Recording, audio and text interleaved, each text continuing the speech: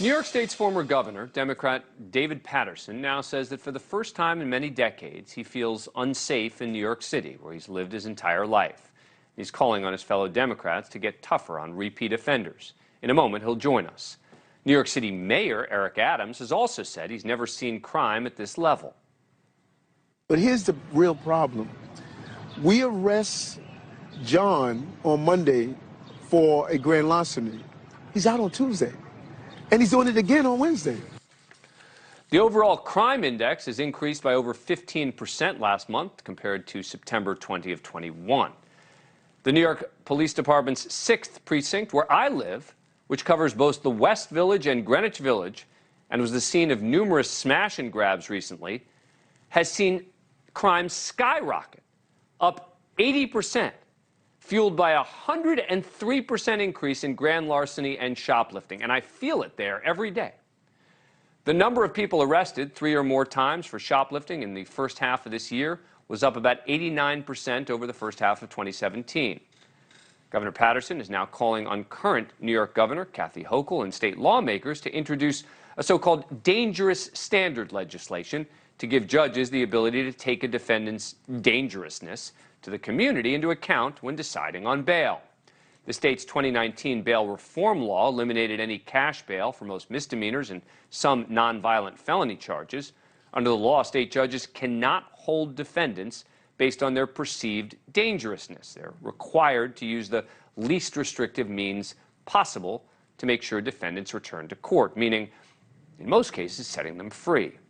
Joining me now is former New York Governor David Paterson. Thank you so much for coming on the program. We really appreciate it. So tell us a little bit about what you have been experiencing in New York.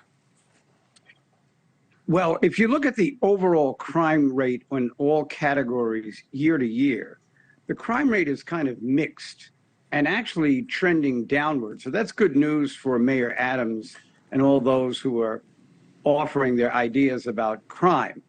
The reason that I think that the perception of crime is worse than it was in the late 80s and 90s is because that crime was motivated by the fact that New York was the epicenter for the infiltration of crack into our different communities around all New York, and then people were coming from out of state to get crack in New York.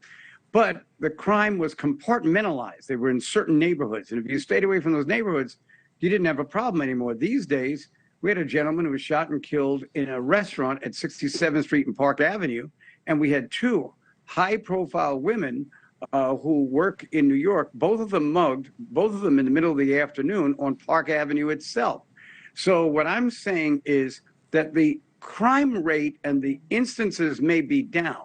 However, the perception that you could become a victim of crime is highly it's highly charged.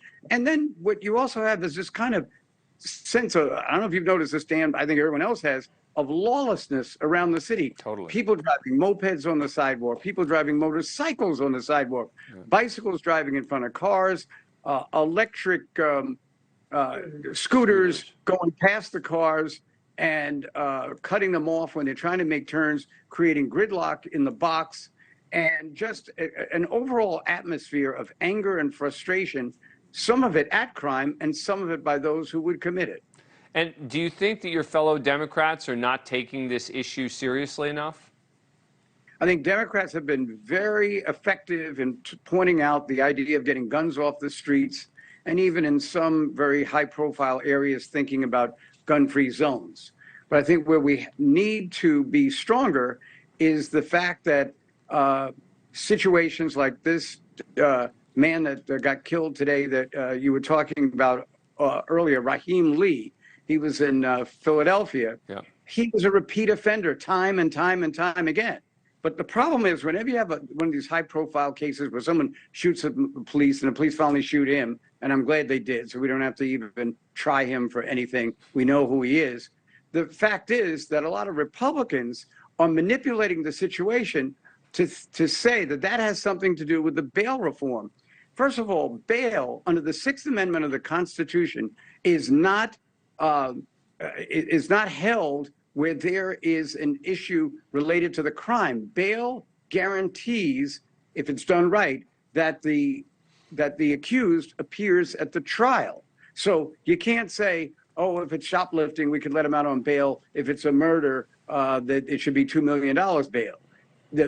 That's where most people are misunderstanding what bail actually is. But you also believe that judges need to have the ability to hold people who are dangerous, right? Where there's a belief that this person could present a danger to the community, and that would suggest some level of failure in the bail reform law, no? Well, in the bail reform law, what I would say is that they didn't touch that area. However, the fact that judges don't have the capacity to rule on dangerous was not imposed by the Democrats. It was imposed by the Republicans 51 years ago when the Assembly, the Senate, and the governor's mansion were controlled by Republicans. Now they turn around and act like somebody else did it, but they're the ones who did it. And I think if they would like to bring the Democrats to the table, they should admit that. And then we can start talking about some workable and sensible ways to fight crime. And that would specifically be that in these types of cases involving bail, that the judges have more discretion to assess the dangerousness of the defendant. Two states, New Jersey and Florida, have kind of like a system where they evaluate the defendants before they either get bail or remanded. And 49 of the 50 states give judges that discretion. So I'm with the 49. Right. I mean, it seems like, and I have to say, in preparation for this interview, I was doing a little research on the dangerous standard, and it does seem to make a lot of sense to me that a judge should have that discretion, but it is people on the left who are opposing it now. I mean, in every article I read, the people who were speaking out against allowing judges to apply this dangerous standard were people who were saying that it's going to be racist, it's going to be unfair, and they were almost all coming at it from the left. Well, what was unfair was that people who were committing misdemeanors and felonies that were nonviolent were being held in jail for long periods of time. And of course, one of them committed suicide in 2016 after being held for 2.5 years over a $600 bail that he couldn't come up with. What I think would be helpful as we examine this issue now is if everybody drops the campaign mode, which we're in right now, and thinks about how to really solve the problem.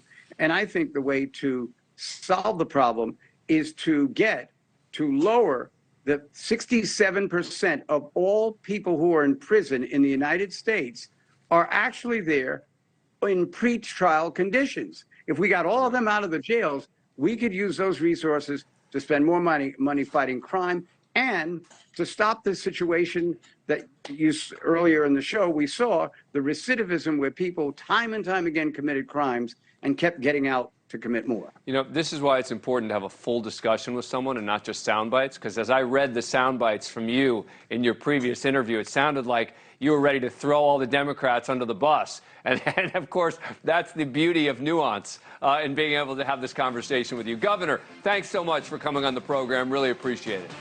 Well, thanks, Dan. That does it for us tonight. Thank you for watching. Go to newsnationnow.com to find NewsNation on your cable provider. And don't forget to click the red subscribe button below to get more of NewsNation's fact-driven, unbiased coverage.